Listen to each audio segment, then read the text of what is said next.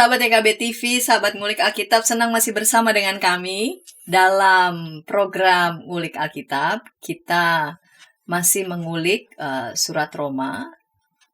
Program Ngulik Alkitab ini terselenggara sebagai media sarana bagi kita membaca Alkitab dan tentu saja menggali setiap pesan yang berharga dalam setiap teks yang kita ulik.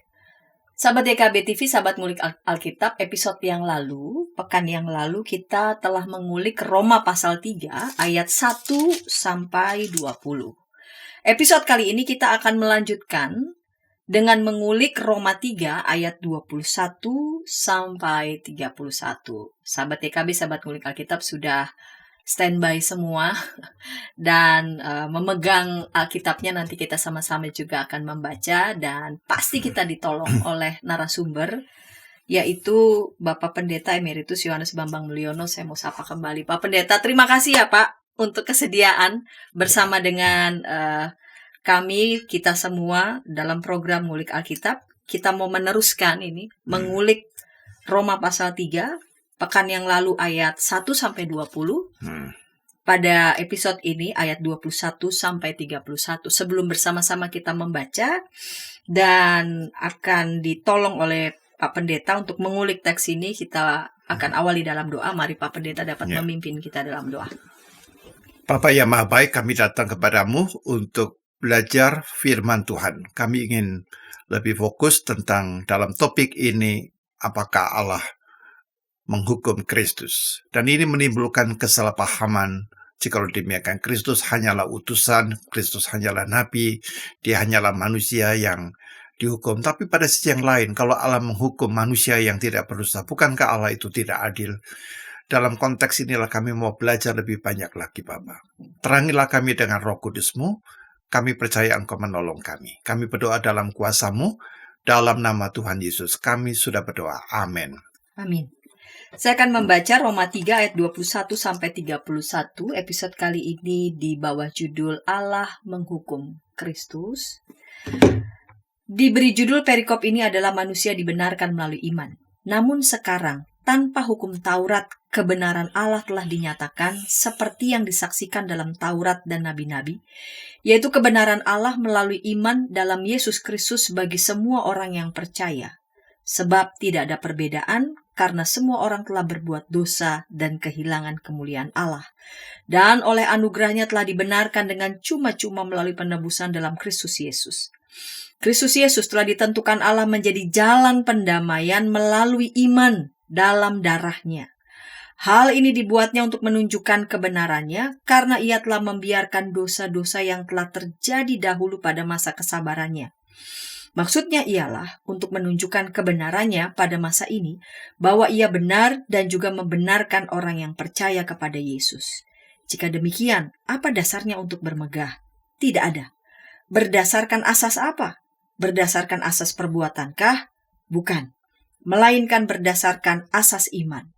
Sebab kami yakin bahwa manusia dibenarkan karena iman, bukan karena perbuatan-perbuatan menurut hukum Taurat. Atau apakah Allah hanya Allah orang Yahudi saja? Bukankah ia juga Allah bangsa-bangsa lain? Ya benar, ia juga Allah bangsa-bangsa lain. Jika Allah memang satu, dia akan membenarkan baik orang-orang bersunat melalui iman maupun orang-orang tak bersunat melalui iman.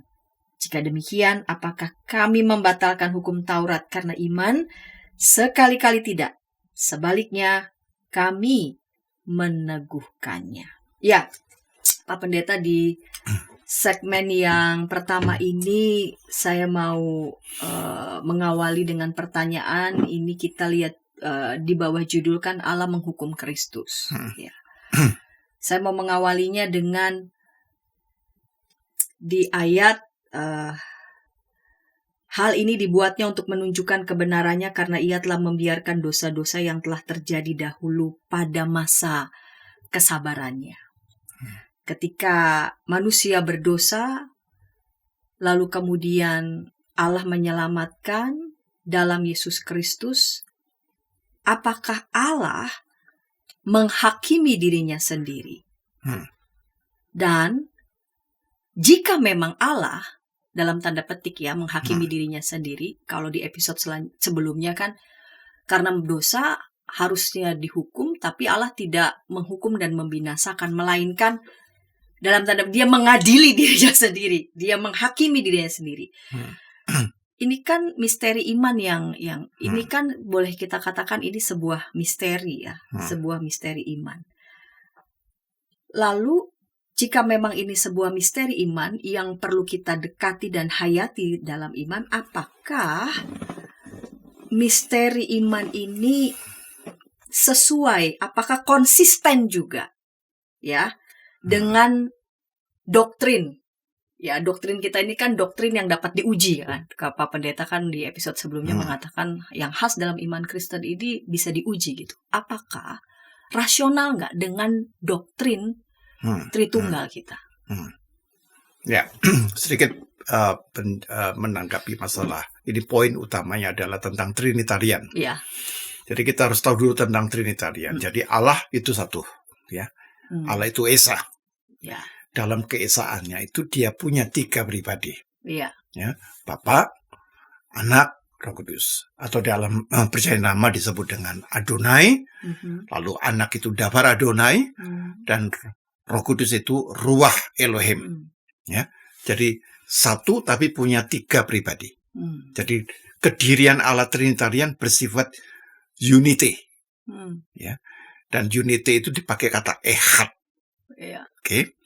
Nah, jika demikian Bapa, Anak, dan Roh Kudus ini 3 pribadi juga menunjukkan bahwa Allah yang satu mempunyai 3 cara berada.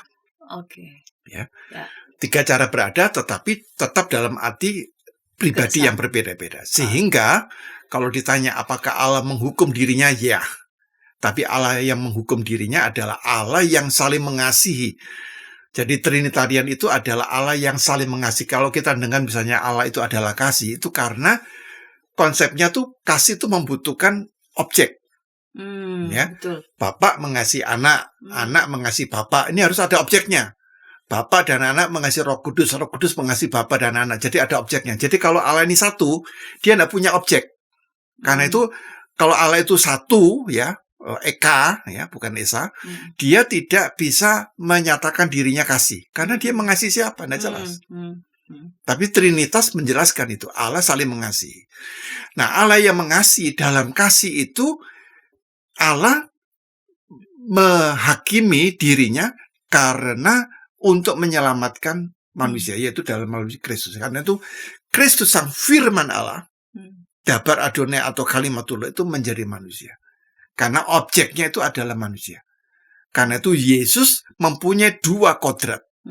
Kodrat ilahi dan kodrat insani.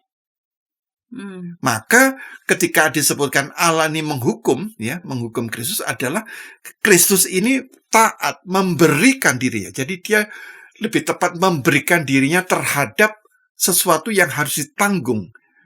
Ya, jadi logikanya begini, misalnya kalau ada orang anak itu nakal, ya, anak itu nakal, anak ini jahat gitu. Orang tua apa yang dia lakukan? Dia hukum anaknya ini, ataukah dia mengatakan, ini tanggung jawab saya juga menghukum diri saya sendiri.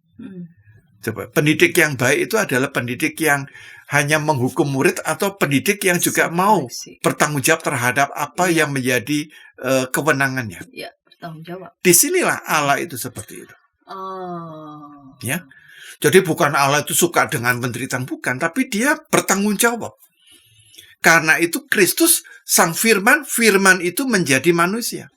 Supaya di dalam kemanusiaannya, dalam inkarnasi itu, dia menanggung dosa yang seharusnya ditanggung oleh seluruh umat manusia, sekarang ditanggung oleh Kristus sendiri.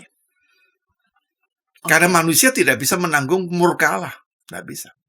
Kristuslah sang firman yang adalah Allah sekaligus manusia yang bisa menanggung murka dan hukuman Allah. Jika memang demikian, jika ada yang mengatakan begitu, Allah menghakimi dirinya melalui Kristus, melalui cara hadir Kristus.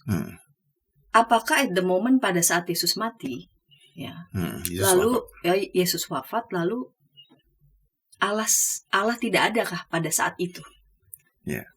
Jadi kan jelas Allah itu Esa, Bapa, Anak, Roh Kudus.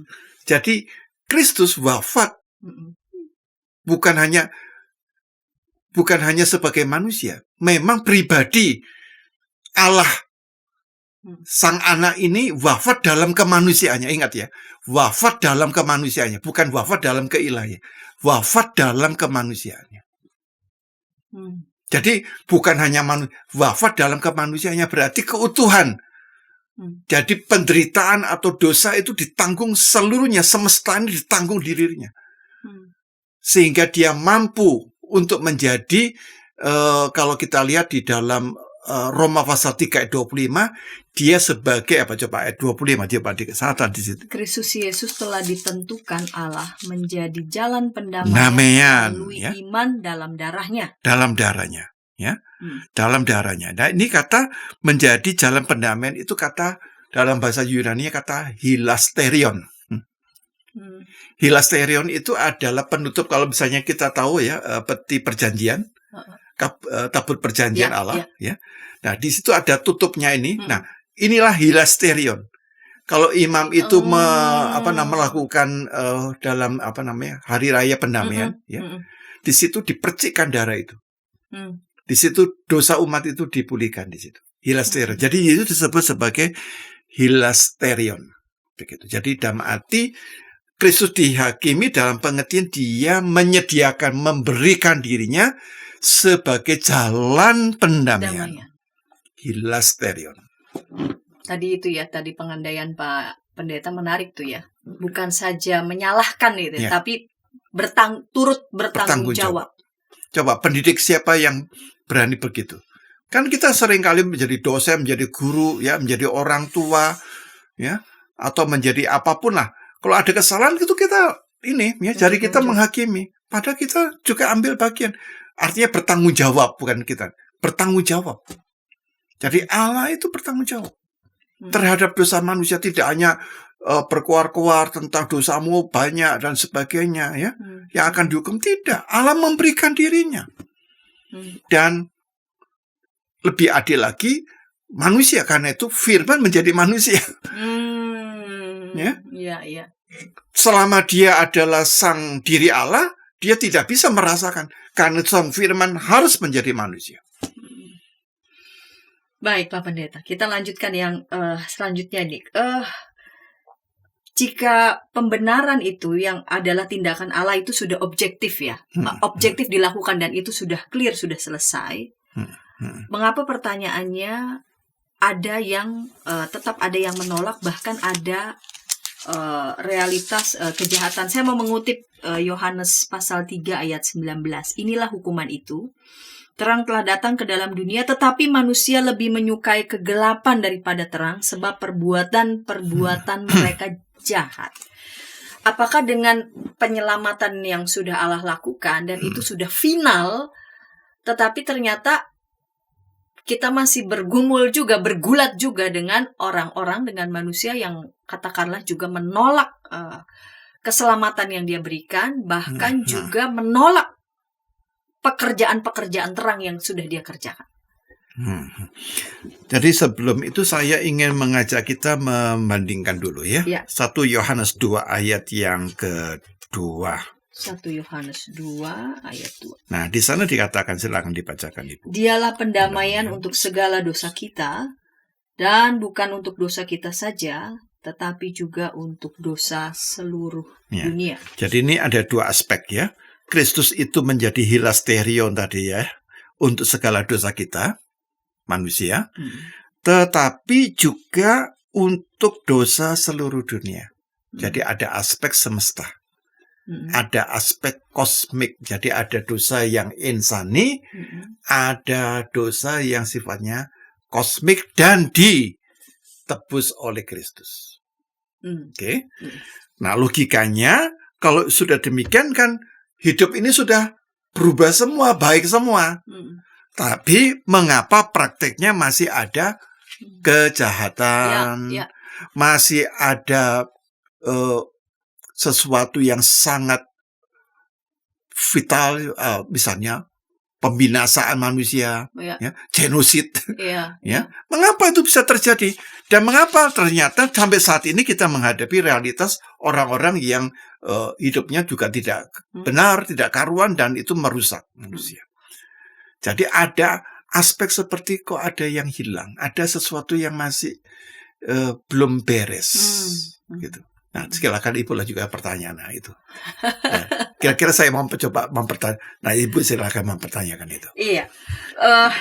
Kita akan lanjut ini di segmen yang kedua begitu ya. Di segmen yang kedua kita akan melanjutkan kenapanya begitu ya. Masih ada katakanlah tindakan kejahatan, dan tadi pakai istilah Pak Yo yang terhilang. Seperti ada realitas yang terhilang, yang belum sepenuhnya dipulihkan. Iya, betul ya. Bukankah itu pemulihannya harusnya sudah beres, sudah sempurna? Penebusan itu kan Allah sudah menebus, tapi mengapa kok masih ada realita yang tidak demikian yang kita bisa melihat? Bahkan mungkin sekarang tambah parah, mungkin tambah buruk, ya, makin mengkhawatirkan, kehidupan kita makin sesat, tidak karuan. Ya. Berarti karya penebusan Kristus tidak final dong. Baik, ini bentuk pertanyaan ini, apakah karya Kristus kalau kemudian apakah belum final? Kita akan temukan jawabannya, ditolong oleh Pak Pendeta Yo di segmen kedua. Namun sebelumnya kita dengarkan pesan-pesan berikut ini.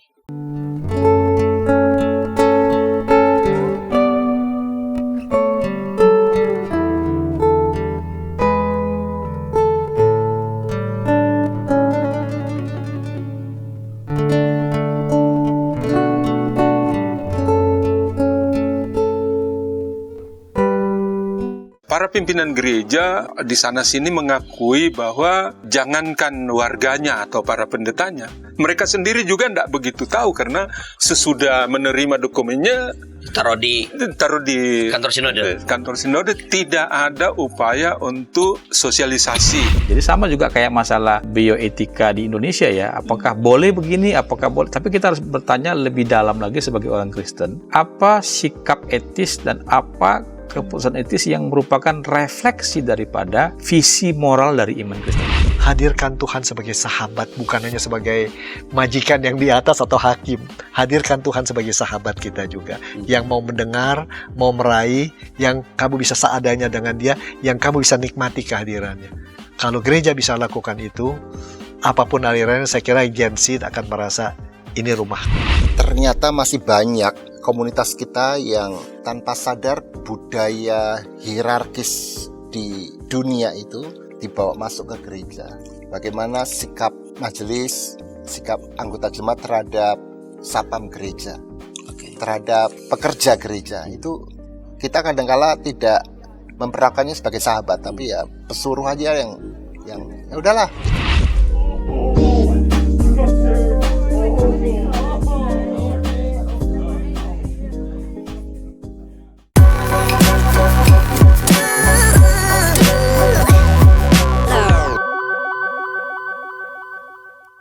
Sahabat EKB TV, sahabat ngulik Alkitab, senang masih bersama dengan kami dalam program ini, program ngulik Alkitab. Kita sedang mengulik surat Roma pasal 3 ayat 21 sampai 31 dengan judul Allah menghukum Kristus. Kita memasuki segmen yang kedua dengan narasumber Bapak Pendeta Yohanes Bambang Mulyono. Baik, Pak Pendeta, kita lanjutkan pertanyaan di ujung segmen yang pertama gitu. Apakah penebusan Kristus itu belum final? Kalau memang dia sudah final, penebusan Kristus itu sudah final, mengapa masih terjadi realitas kejahatan? Apakah penebusan Kristus itu sudah terjadi juga selain final, tetapi juga secara universal untuk semua? Ya. Jadi penebusan Kristus itu adalah penebusan yang sungguh-sungguh sempurna, final, dan universal. Universal. Karena itu disebut penebusan Kristus itu bersifat ontologis. Hakikatnya. Ya. Namun, ontologis itu harus ada sebuah proses. Yang diselesaikan oleh Kristus adalah segi ontologisnya. Tetapi, tetap ada tanggung jawab manusia untuk merespon penebusan itu. Nah, karena itu, kalau kita perhatikan ada satu ungkapan dari Rasul Paulus ya, pembanding dari di Roma pasal 3 Ya. tadi, saya ingin mengajak membandingkan dengan Filipi pasal 12 ya. Filipi pasal 12. Ya. Filipi pasal 2 ayat 12 ya. Silakan itu. Filipi pasal 2 ayat 12. Dan- Karena itu saudara-saudaraku yang terkasih, sebagaimana kamu senantiasa taat bukan saja seperti waktu aku masih hadir, tetapi terlebih lagi sekarang waktu aku tidak hadir, tetaplah kerjakan keselamatanmu dengan takut dan gentar. Ya, jadi kerjakanlah keselamatanmu dengan takut dan gentar. Jadi penebusan yang ontologis itu membutuhkan respon iman manusia, yaitu mengerjakan keselamatan dengan takut dan gentar. Ayat 13, sebab Allah lah yang mengerjakan di dalam kamu baik kemauan maupun pekerjaan menurut kerelanya. Jadi yang ontologis adalah Allah mengerjakan di dalam kamu, Allah itu yang di dalam Kristus yang menebus itu, baik kemauan maupun pekerjaan menurut kerelaannya. Jadi poin ini penting gitu loh. Jadi kegagalan manusia akan lebih buruk lagi ketika dosa yang total depravity tadi, ya, yang struktural universal itu tidak diselesaikan ontologis, tiba-tiba diampuni. Jadi misalnya poinnya gini, kalau dalam hidup sehari-hari, kita menjumpai ada orang yang hidupnya tidak karuan. Ya. Lalu titik baliknya adalah pertama-tama, bukan dia membuktikan dulu perbuatan baiknya itu sudah bisa dilakukan, tapi poin utamanya ketika ini misalnya anggota keluarga kita, poin utamanya adalah kamu sudah saya ampuni. Karena dia sudah diampuni, maka atas dasar pengampunan ini dia mulai memproses hidupnya menjadi lebih baik lagi. Kalau segi ontologi saya belum mengampuni dia, walaupun dia berbuat apapun, saya katakan nonsens semuanya. Jadi ontologis ini Kristus bukan sekedar hanya memaafkan, tapi dia memberikan. Jadi dia memberikan pijakan itu. Pijakan supaya dosa yang total depravity itu dapat diruntuhkan dulu pondasinya. Pondasinya diruntuhkan dulu, barulah dibuat pondasi yang baru, yaitu dasarnya keselamatan tadi. Kerjakanlah keselamatanmu dengan takut dan gentar. Jadi perbuatan yang baik itu yang dikerjakan dalam rangka mengerjakan keselamatan yang sudah Tuhan beri itu. Jadi kalau kita belum misalnya, kamu harus mengasihi, tapi orang itu baru mengasihi kalau dia merasa dirinya sudah dikasih. Aku mengasihi kamu, aku mengampuni. Baru dia bisa bangun. Nah, itulah yang juga dikerjakan oleh Kristus.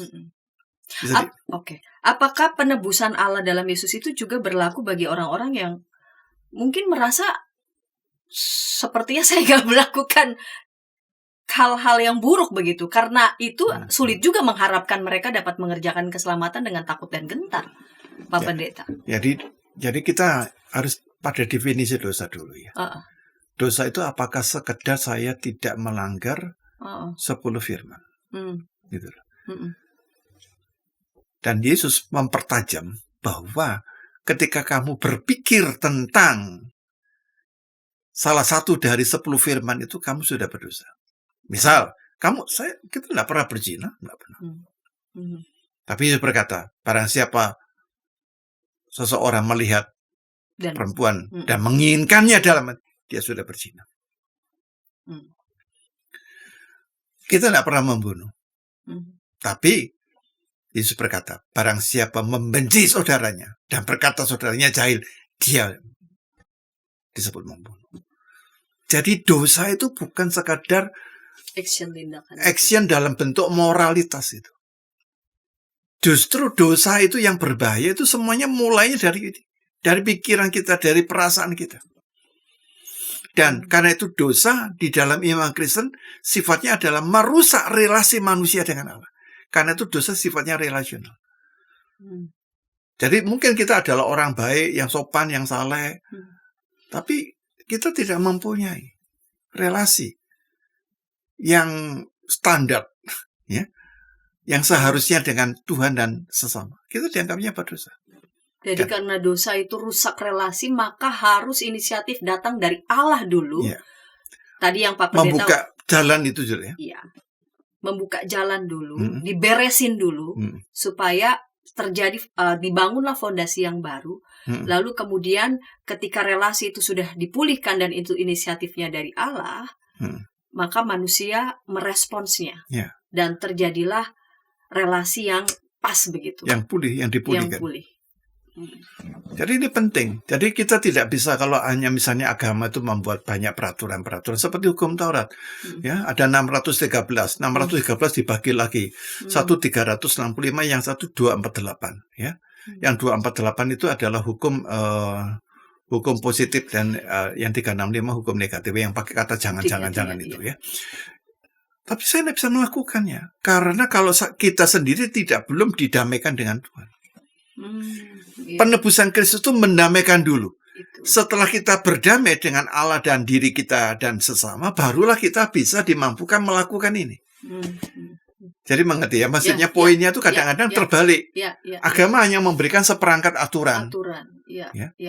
Dan padahal kita tahu makin banyak aturan, makin banyak orang ingin melanggar gitu. Ya, jadi karena ada konsekuensi serius, rusak relasi itu ya. Yang Tuhan lihat begitu. Rusak relasi kita dengan dia, maka inisiatifnya harus dari dia dulu yang memperbaiki relasi dulu. Tadi Pak Yo udah mengatakan dia melakukan kesalahan. Dari saya prinsip pertama, saya mengampunimu, harus dari situ dulu. Baru kemudian dia melanjutkannya dengan melakukan upaya-upaya perbuatan yang konstruktif. Begitu. Jadi tanpa ada pengampunan, tanpa ada penebusan, kita tidak bisa berbuat baik. Tidak bisa. Yang kita bangun adalah moralitas sesuai dengan pengertian saya sendiri. Bukan moralitas yang dikehendaki oleh Allah. Itu moralitas menurut kamu. Dan setiap orang, setiap budaya, setiap bangsa mempunyai cara berpikir sendiri masing-masing. Baik. Ini lanjut di pertanyaan selanjutnya. Tadi Pak Yu sudah sedikit menyinggung itu ya. Tidak cukup hanya Allah itu memaafkan dari sana begitu. Dari atas sana, dari singgah sana saja. Sehingga penebusan itu perlu dan harus dilakukan melalui Yesus. Kenapa itu harus? Kenapa firman Allah itu harus berinkarnasi dan Yesus itu harus ditentukan menjadi jalan pendamaian dan berdarah itu? Kenapa tidak cukup begitu kan? Dia yang ampunnya kita kan, sudah cukup dia katakan ya sudah diampuni, relasi selesai, dia melakukan apa yang baik. Tapi mengapa tindakan penebusannya itu harus seradikal itu? Begitu. Saya mungkin menyebutnya dengan istilah begini. Jadi ini Allah, Trinitas, ada Bapa, Anak, Roh Kudus. Oke? Bapa, Anak, Roh Kudus saling mengasihi. Dalam kasih itu dia bisa menyatakan dosa manusia yang banyak saya ampuni, selesai.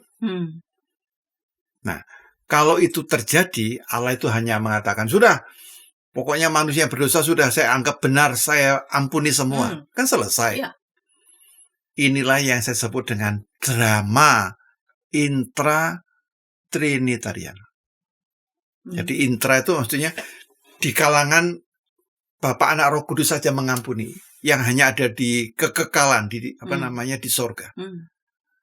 Tapi problemnya, Bu, dosa yang dilakukan oleh manusia pertama dan kita semua itu terjadi bukan di sini.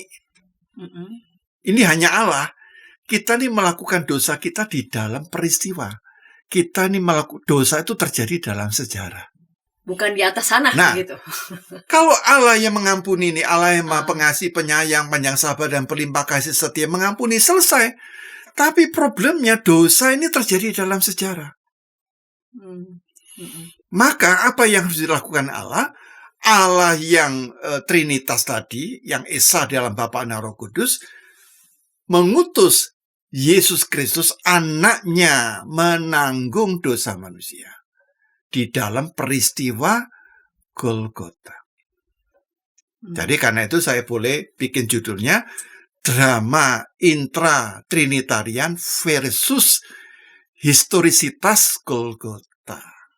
Jadi peristiwa Golgota itu sangat fundamental. Tanpa Golgota tidak ada pengampunan dosa dalam sejarah. Jadi kalau Allah hanya mengampuni di dalam kekekalan saja, Oh. itu adalah pengampunan yang sifatnya metafisik. Oh. Tetapi tidak demikian. Hmm. Allah yang metafisik, yang kekal, yang tak terbatas itu mengampuni manusia di dalam sejarah karena dosa itu terjadi di dalam sejarah. Di dalam historisitas. Karena itu Golgota menjadi penghubung antara kasih Allah yang metafisik dengan penebusan dalam peristiwa sejarah di Golgota. Ini terhubung. Ya. Saya lanjutkan lalu kemudian dengan pertanyaan, berarti murka Allah itu benar-benar ditanggungkan dalam Yesus, bukan sekedar dinetralisir. Ya. Cukup dinetralisir dari pakai kata apa? Secara metafisik gitu. Ya. Jadi karena itu firman menjadi manusia itu memang dalam pengertian sungguh-sungguh manusia, tidak seperti yang dikatakan di dalam pemikiran doketisme. Doketisme itu Yesus tuh hanya kemanusiaannya tuh semu. Kalau kemanusiaan Yesus semu, maka dia tidak bisa menanggung dosa manusia dalam arti yang sebenarnya. Ya seperti pura-pura lah begitu. Tapi tidak. Karena itu Yesus mengalami penderitaan yang sungguh-sungguh manusiawi insani. Kalau kita lihat misalnya di Golgota, bukan di Golgota, sebelum Golgota, di Taman Getsemani. Dan dia bergumul sampai disebutkan itu dalam Injil Lukas, sampai pelunya tuh keluar titik-titik darah. Nah, karena itu di dalam Ibrani pasal 2 ayat, betul ya? Kita lihat sebentar di dalam surat Ibrani. Ya. Ibrani pasal 2 ayat yang ke 17. Nah, itu poin jelas. 17. Ya, Ibrani 2 ayat 17. Itulah sebabnya dalam segala hal ia harus disamakan dengan saudara-saudaranya, supaya ia menjadi imam besar yang menaruh belas kasihan dan setia kepada Allah untuk mendamaikan dosa umat. Sangat jelas. Jelas. Dia harus disamakan dengan saudara-saudara. Dia sama dengan kita. Karena itu Ibrani 4:15.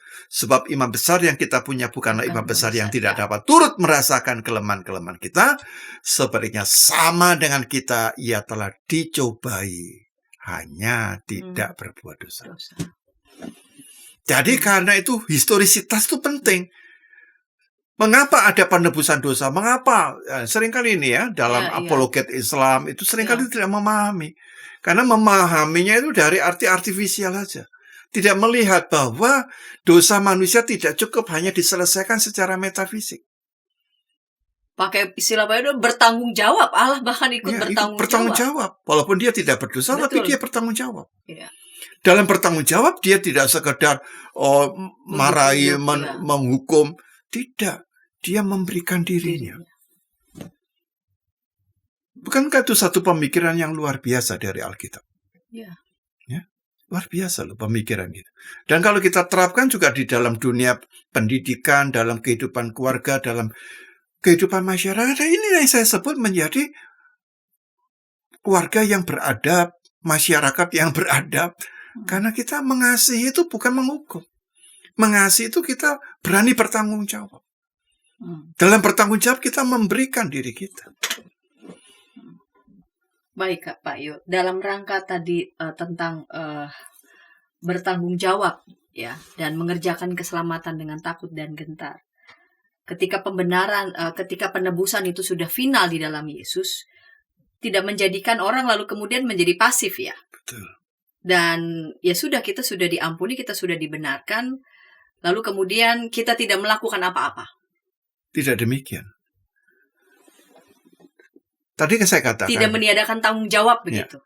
Penebusan itu ontologis yang baru bermakna ketika kita merespon, sehingga tadi Filipi 2 ayat 12-13 mengatakan kerjakanlah keselamatanmu dengan takut dan gentar. Jadi dilakukan responnya itu dengan sebuah perubahan hati, perubahan mindset, perubahan spiritual. Ya hidup saya seperti Rasul Paulus berkata bahwa dia meninggalkan kemanusiaan dia, hidup menurut daging, dan sekarang dia hidup menurut roh. Ya, Roma pasal 8 tadi. Roma pasal 8. Hmm. Baik Pak Pendeta, kita akan lanjut di segmen yang ketiga. Kita akan melihat relevansinya untuk kehidupan kita, terlebih lagi berkaitan dengan penebusan Kristus ya, yang telah disalibkan itu. Apakah itu juga berkaitan dengan solidaritasnya kepada kita dan bagaimana kita juga menghayati diri kita sebagai saudara pada sesama kita juga yang lainnya. Namun sebelumnya kita dengarkan pesan-pesan berikut ini.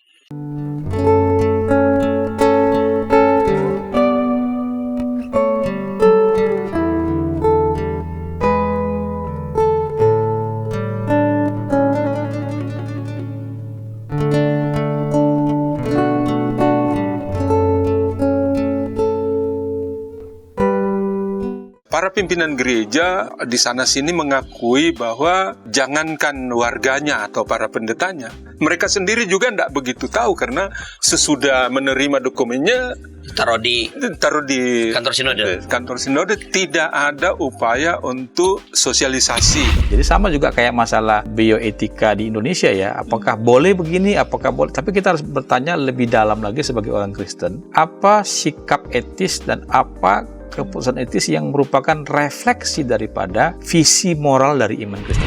Hadirkan Tuhan sebagai sahabat, bukan hanya sebagai majikan yang di atas atau hakim. Hadirkan Tuhan sebagai sahabat kita juga, yang mau mendengar, mau meraih, yang kamu bisa seadanya dengan dia, yang kamu bisa nikmati kehadirannya. Kalau gereja bisa lakukan itu, apapun alirannya, saya kira Gen Z akan merasa ini rumah. Ternyata masih banyak komunitas kita yang tanpa sadar budaya hierarkis di dunia itu dibawa masuk ke gereja. Bagaimana sikap majelis, sikap anggota jemaat terhadap sapam gereja, terhadap pekerja gereja, itu kita kadang-kala tidak memperlakukannya sebagai sahabat, tapi ya pesuruh aja yang ya udahlah.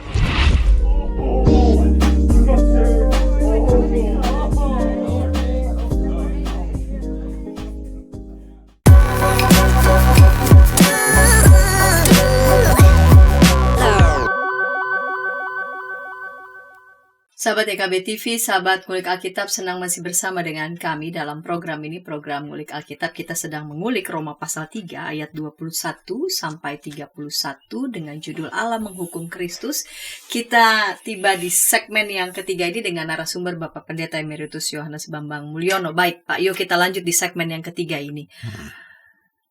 Ketika murka Allah itu sungguh-sungguh ditanggung, ya, di dalam Yesus Kristus yang menjadi penebusan kita, dan dia menjalaninya dengan penuh kesetiaan dan penderitaan, bukan saja pada waktu dia disalib, bahkan pada saat melakukan begitu banyak pelayanan dan terlihat juga pada saat bergumul di Taman Getsemani.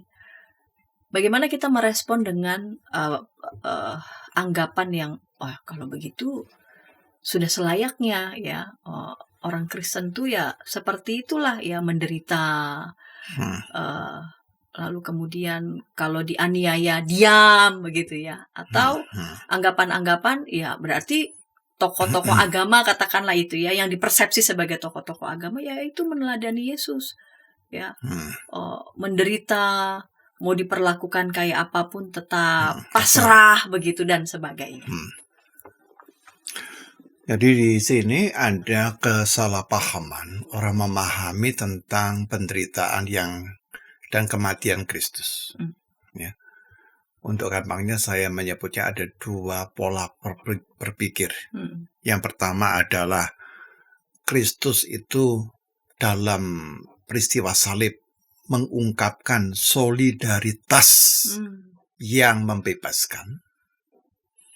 Dan yang kedua adalah sebagai lawannya, versusnya itu yang terjadi dalam kalangan atau masyarakat kita itu sebagai legitimasi penderitaan. Jadi ini dua pola yang tidak bisa disamakan.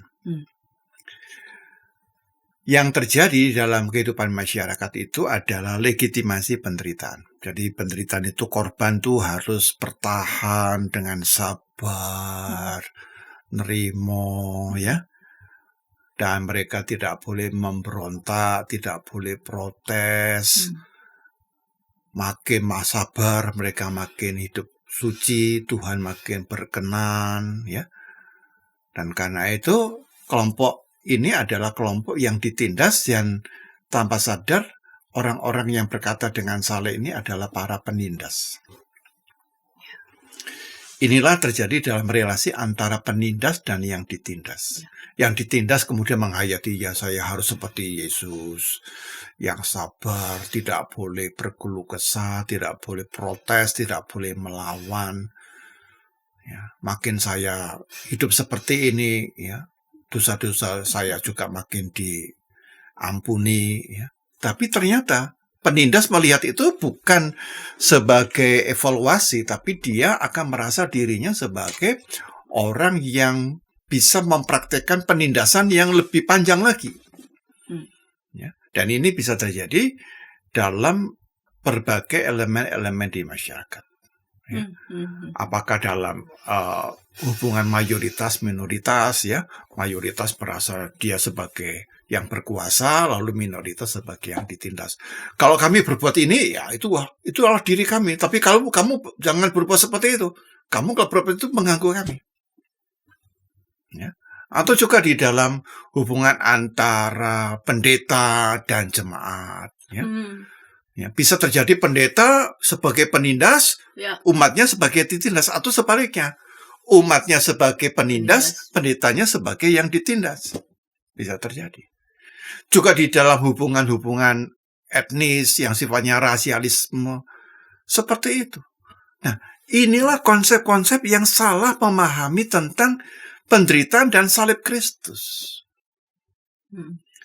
Solidaritas Yesus dalam salib adalah solidaritas yang membebaskan. Justru dia datang dalam Yohanes 10 ayat 10, Yesus berkata, aku datang untuk memberikan hidup, bahkan hidup yang berkelimpahan. Ya. Jadi tidak sekadar memberi hidup yang berkelimpahan, yang membebaskan manusia dari tindakan-tindakan yang menindas orang lain. Jadi bukan membenarkan penderitaan. Ya. Penderitaan itu kalau dibenarkan, orang dan merasa itu menjadi bagian yang positif, dia sakit jiwa. Namanya masokisme. Makin menderita dia. Ya. Dan menikmati. Dalam masokisme itu menikmati. Ya. Misalnya di dalam hubungan suami istri yang sifatnya masokis, itu kalau istrinya tuh teriak-teriak dipukulin, dia makin bergairah. Itu orang sakit jiwa. Maka sebenarnya ini poin yang utama. Yesus datang itu solidaritasnya itu adalah untuk membenarkan. Dia membebaskan dan memulihkan, bahkan dia mengatakan dan memberikan hidup yang berkelimpahan. Maka kalau kita lihat mengapa dalam teologi Kristen itu tidak hanya berhenti pada peristiwa salib. Penderitaan itu dikalahkan oleh kebangkitan. Karena itu jangan sampai kita menjadi orang Kristen yang terus-menerus pada salib. Sampai lupa bahwa salib itu adalah media menuju kepada kemenangan Kristus, yaitu kebangkitannya. Kebangkitan itu mengalahkan penderitaan dan mengubah kematian menjadi kehidupan yang baru. Dari kondisi yang putus asa, nadir, diubah menjadi sesuatu yang berarti. Maka konsep antara salib dan kebangkitan itu dua dimensi yang tidak boleh dilepaskan. Salib dan kebangkitan. Ya, salib dan kebangkitan itu tidak boleh dilepaskan. Dia menjadi satu bagian yang integral.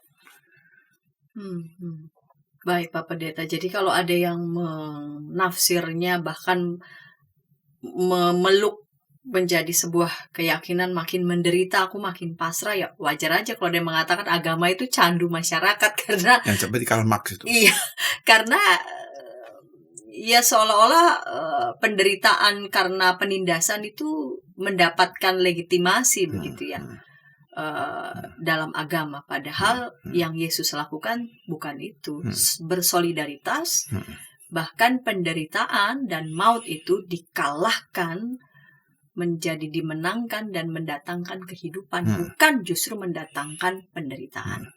Ya, baik Pak Pendeta, kita lanjut di hal yang manusia dibenarkan dan diselamatkan oleh penebusan Kristus. Bagaimana ini bisa kita maknai dalam aspek kosmologis?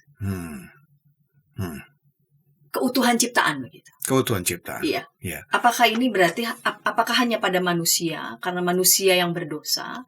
Ya, alam ini kan tidak melakukan dosa, tetapi apakah keselamatan yang Yesus kerjakan itu juga meliputi seluruh alam ciptaan? Jadi mari kita perhatikan di dalam Roma pasal 8 ya. Untuk pembandingnya Roma pasal 8 ayat 19 sampai 22. Coba Ayat 19 Roma 8 ayat 19 sampai 22. Ya. Sebab dengan sangat rindu seluruh ciptaan menantikan saat anak-anak Allah akan dinyatakan. Sebab seluruh ciptaan telah ditaklukkan kepada kesia-siaan, bukan oleh kehendaknya sendiri, tetapi oleh kehendak Dia yang telah menaklukkannya. Tetapi dalam pengharapan karena ciptaan itu sendiri juga akan dimerdekakan dari perbudakan kebinasaan dan masuk ke dalam kemerdekaan dan kemuliaan anak-anak Allah. Sebab kita tahu bahwa sampai sekarang segala ciptaan sama-sama mengeluh dan sama-sama merasa sakit bersalin. Di sana jelas ya. Ya. Jadi karya Kristus itu tidak bersifat pada lokal pada waktu itu saja, juga bukan terbatas pada insan manusia, tapi kepada bentuk yang lebih luas yaitu semesta. Ayat 20, sebab seluruh ciptaan telah ditaklukkan kepada kesia-siaan bukan oleh kehendaknya sendiri, tapi oleh kehendak Dia yang telah menaklukkannya. Tetapi dalam pengharapan karena ciptaan itu sendiri juga akan dimerdekakan dari perbudakan kebinasaan dan masuk ke dalam kemerdekaan dan kemuliaan anak-anak Allah. Jadi, dan mengapa itu terjadi? 22. Sampai sekarang segala ciptaan sama-sama mengeluh dan sama-sama merasa sakit bersalin. Jadi ini satu metafor saja ya. Jadi penderitaan itu seperti perempuan yang sedang sakit bersalin, dan itu dialami bukan hanya oleh seluruh ciptaan, seluruh kosmos begitu. Dan disitulah Kristus penebusannya memberikan sebuah penebusan yang sifatnya tadi yang saya katakan ontologis tadi. Baik Pak Pendeta, kita tiba di menit-menit akhir. Apa yang relevan untuk kita? Salah satunya yang mau saya tanya adalah, jika keselamatan ini yang Allah kerjakan sepenuhnya adalah karya Allah dan ini bersifat universal, kira-kira apakah masih relevan misi pekabaran Injil dikerjakan oleh gereja-gereja? YKB ini juga kan Yayasan Komunikasi Bersama sebagai mitra gereja memberitakan Injil. Kalau misalkan masih urgent dan relevan, bentuk-bentuk seperti apa yang misi pekabaran Injil yang perlu kita kerjakan, dan tentu saja dengan segala kerendahan hati. Nah, karya penebusan Kristus sudah sempurna. Ya, ontologis sudah selesai. Ya, it is final. Ya, semua sudah selesai. Tapi yang sudah selesai itu adalah tetap ditempatkan dalam sebuah proses yang disebut proses eskatologi. Jadi cara bacanya adalah yang sudah selesai ini bukan selesai kemudian definite berhenti, tapi selesainya dipahami secara eskatologis, sesuatu yang masih bergerak ke depan gitu. Nah, karena itu di dalam iman Kristus kan disebutkan bahwa kita hidup di antara dua kedatangan. Kedatangan Yesus yang pertama inkarnasi dan kedatangan Kristus yang kedua, ya. Itu disebut dengan kata parousia. Ya, jadi kata inkarnasi dan kata parousia. Nah, karena itu kalau ditanya apakah urgen sekali. Karena yang sudah selesai ini harus kita selesaikan di dalam perspektif eskatologi, yang mana kita kemudian memberitakan Injil sebagai kabar baik, betul-betul kabar baik. Ya, kabar baik yang membuat orang itu mengalami sebuah pembebasan dari belenggu, dia menemukan sebuah pemahaman yang inspiratif, ya, yang bahkan juga hidup yang lebih diubahkan atau hidup yang transformatif. Dan Injil di sana dipitakan dalam berbagai elemen, ya bukan sekedar orang membaca Alkitab, tapi nilai-nilai Injil ini diimplementasikan di dalam setiap elemen kehidupan, sehingga setiap elemen kehidupan itu tanpa dia ketahui, banyak orang mengetahui itu sudah diwarnai oleh Injil gitu, oleh Alkitab, oleh karya Kristus yang membebaskan dan yang memulihkan tadi, gitu. Ya, jadi dan ini yang terjadi dilakukan gereja, karena itu gereja menjadi satu komunitas yang sifatnya transformatif secara sosial juga. Iya, Karena itu Yesus berkata, kamu adalah garam, kamu adalah terang dunia. Karena itu transformatif. Ya seperti garam itu tidak diketahui, tiba-tiba dia sudah mengubah rasanya jadi lain. Ya, di tengah kegelapan ada terang. Ya, jadi orang masih melihat, masih ada harapan. Itulah yang dibutuhkan oleh dunia ini. Iya. Dengan demikian, pemberitaan atau pekabaran Injil menjadi sangat relevan. Jadi gereja yang tidak memberitakan Injil bukan gereja. Gereja yang tidak memberitakan Injil. Ya, gereja yang tidak memberitakan Injil bukan gereja. Ya, dia hanya lembaga sosial yang religius saja. Ya, tapi bukan gereja. Iya, nama spiritnya spirit kabar baik yang sudah Yesus kerjakan. Karena itu kan tiang iman kita kan ada 3, koinonia, diakonia, marturia. Bersaksi itu ya. Ya, bersaksi itu adalah jiwanya. Nah, sejauh mana gereja-gereja yang ada di sahabat para YKP ini adalah gereja yang bersaksi. Bersaksi di sini kata martir. Marturia dari kata martir, bersedia, berkorban, memberikan diri, ya. Tapi bukan mengajarkan untuk mengorbankan orang lain demi menambah umat, ya. Ini yang terjadi. Dengan segala macam cara orang menambah umat. Untuk apa? Umatmu ditambah itu untuk apa? Saya tidak berminat. Saya hanya berminat umat yang sungguh-sungguh diubahkan, umat yang mau bertobat, umat yang benar-benar menjadi agen-agen perubahan, yang menjadi garam dan terang dunia.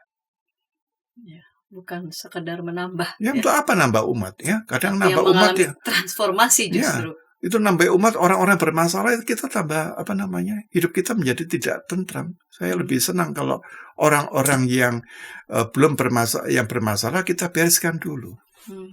Ya. Kita didik dulu. Biar dia berjumpa juga dengan kasih Tuhan. Mengenal Kristus. Iya. Begitu.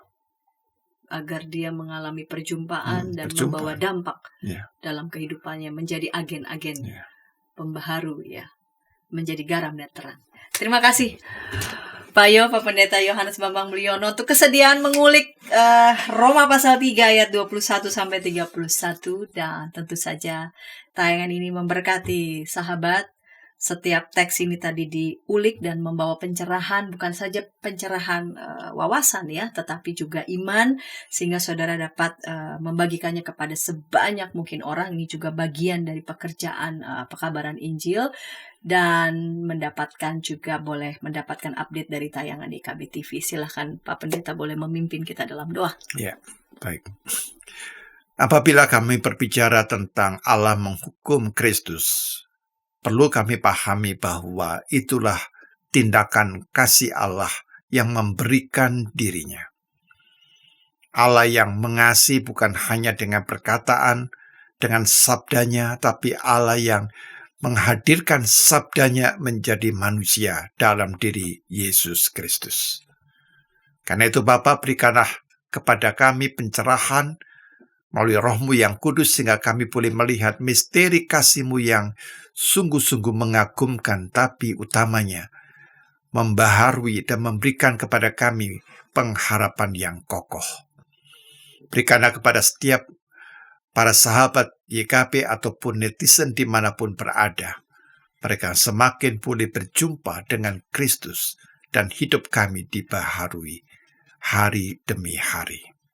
Kami serahkan pelayanan YKP dalam kuasa-Mu, di dalam rencana dan agenda keselamatan yang Engkau hendak hadirkan.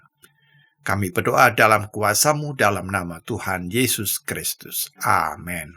Amin.